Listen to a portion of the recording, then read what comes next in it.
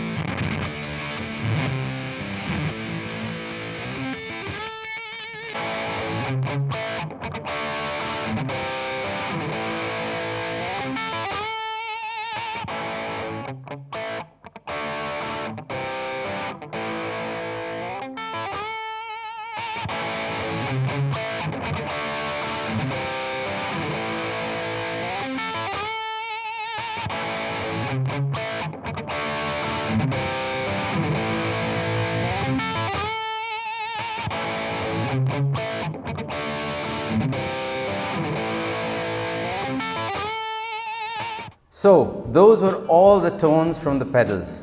Which one was your favorite? Which one did you like the best? And with which pickup did you like? Make sure you leave your thoughts in the comment section below. Okay, Raghu, let's sort out the bad from the really bad, from the ugly to the really good. Okay. Which are your two favorite pedals? Let me just ask you. The two favorite pedals are these two guys. Yeah, mine too. They're amazing. They're I don't know. I mean, phenomenal. this is literally the worst pedal from Boss. Yeah, I would say that. I mean, even though it's been modded by so many people, and people say, oh, use a single coil, man, and put it in a slightly broken up amp, and it sounds like garbage. Let's be honest here, compared to some of the other pedals, you know. And the volume pedal volume knob on this is actually not. It doesn't do zero when you leave it at zero. Yeah, no, exactly. No, there's still a signal that goes through this for some reason. I mean, it's not my favorite pedal, to be honest with you. And also, this pedal I think sounds great when you have a $10,000 amplifier. Yeah, definitely. I think so. That's the only way it's going to sound. That's the only way it's going to sound great, I presume. But it is part of history from 1978. So yeah, it's the #1 selling pedal. Yeah. The first distortion pedal, I believe there was. And we've compared it in the past to the Keeley modded DS1 as well. It's not my favorite pedal, but this that's is the my bomb. favorite pedal. Yeah, that's the bomb. I've been trying to kidnap the pedal and just leave him here quietly. I really want the pedal, yeah. This is an amazing pedal. I mean, I can't praise this pedal enough. Even this one is. Yeah, both of them are fantastic. Different characteristics, right? Yes, very tonally. Characteristics. That's amazing. Fantastic. The biggest surprise. Is the loudest, right? I mean, I can't believe that. Yeah. I think let's just move the Wazas out of the way. Yeah, let's just move the Wazas out of the way so that there's no confusion. And the Angry Drive This guy. This is the loudest pedal. The loudest Boss pedal. I mean, it's louder than the Metal Zone, louder than anything. I mean, it just peaked. You know, it was like, Jesus. It's really loud. That was a surprise. Yeah, it was a big surprise. Yeah, we didn't expect this to be that loud. Actually. Yeah. What else did you like? I loved these two again, the Super OverDrive and the OverDrive, which fantastic. again, I'm guessing this is a spin-off of these two. Yeah, right? exactly. So I loved. They were solid pedals. Solid, straight out back in the fantastic back. pedals. What I really liked also was the crunch on the combi drive. Yeah. And says Ultra. Guys, they have a setting called Ultra. Yeah, so the Ultra is super saturated, great for playing very fat sounding lines, you know. Yeah, so both of them I loved. But then again, with these two pedals, I had a question that I hope you could help me with. Why is there such a big volume difference? There's a humongous volume difference. I mean, it was insane. Yeah. So it was almost inaudible at the clean setting here, and once you push it up to the Ultra and the gain, it's just like wow. Were you there? It was very strange. These two pedals, I think, were very weird that way. Like the gain staging, the way the volume creeps up on you is very weird. Even on the fuzz. Even on this. The M setting, right? Yep. I mean, at 0, it was like, what was going on? You know, it was like. Maybe so what it's emulating? Yeah. So this is the Boss's COSM model. You can see they model it's their proprietary technology. So it's modeling a fuzz phase. Okay. Maestro FZ1, FK1 or FZ1, I'm not sure, but one of we'll leave it in the comments for sure. Yeah. It's a Maestro pedal for sure, and this is the Octofuzz basically. Yeah. So the Maestro fuzz, I think, does that when you cut down the gain so low. Correct. But it does it very well, but it does it very weirdly. Yeah, absolutely. Like when we played it on the neck pickup, it sounded like half a telephone. If you know what I mean, a dial tone, half a dial tone. Yeah. But on the Humbucker, I'm guessing because there was more drive coming through, there's more signal coming through, it sounded like a full telephone. Absolutely. I was very weird about this pedal too, but it's nice. It's a workable sound completely. Yeah. The weirdest pedal of them all was this. Guys, what does this drive knob do? Literally. Nothing, right? Like it didn't do anything. I mean, it just went from being metalcore to being metalcore. Staying metalcore. To any metalcore. So that was very weird. That was very strange about but this. But the tone was good. But nice solid. tone. We both loved the sound of this pedal. I mean, here it's amazing. It's brilliant. It's really rocking. But I'm sure, like, I don't know, maybe this is one of those pedals we would love to put on a separate episode. Yeah, definitely. With maybe like 5 different guitars. Yeah, absolutely. And see what it's capable of, yeah.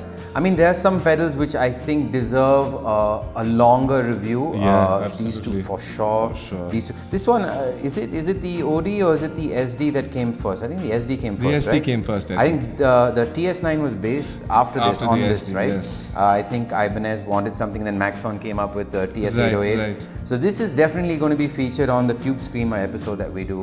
The comparison of different Tube Screamers available on the market. Absolutely. I think 1, 2, and 3, and Metalcore. Metalcore for sure. I think we should try. Maybe one of these two or whatever. Yeah. We should do a dedicated episode for these using different guitars, different pickups, Settings. different settings. I think that'll make a lot of sense. But yeah, I mean, it was an enlightening experience for us also as well, because normally when you go to a shop in India, they don't allow you to play all the pedals. There's no way they'll say, "Na ho gaya na, khareed lo, baad mein dekho, ghar mein dekho." No, I've actually been told, please go on YouTube, listen to it, and you come and buy it and you order it. And I just looked at him and I said clearly, like, bye.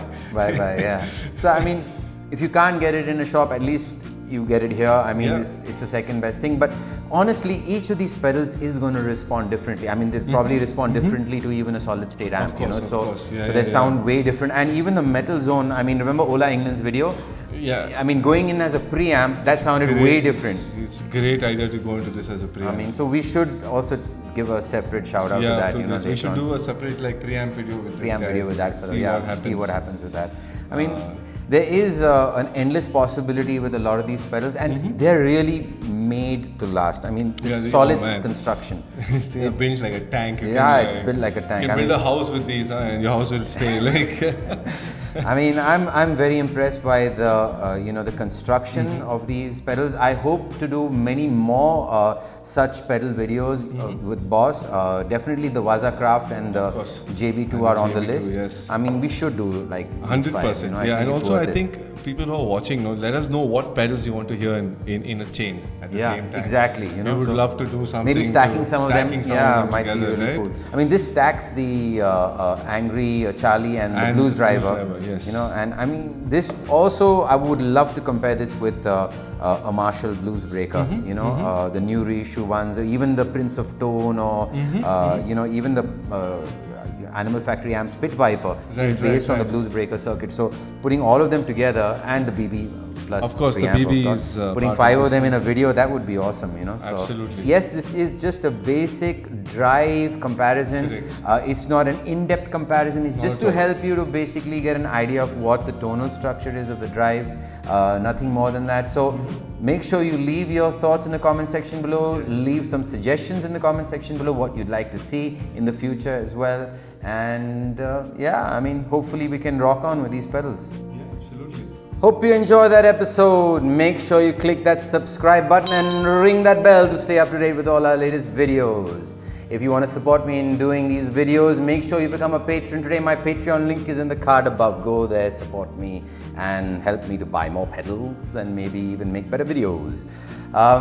Follow me, follow Raghu, follow SHA Productions, follow Guitar Gear Gyan on social media. Our links are in the description below. And above all else, keep on rocking.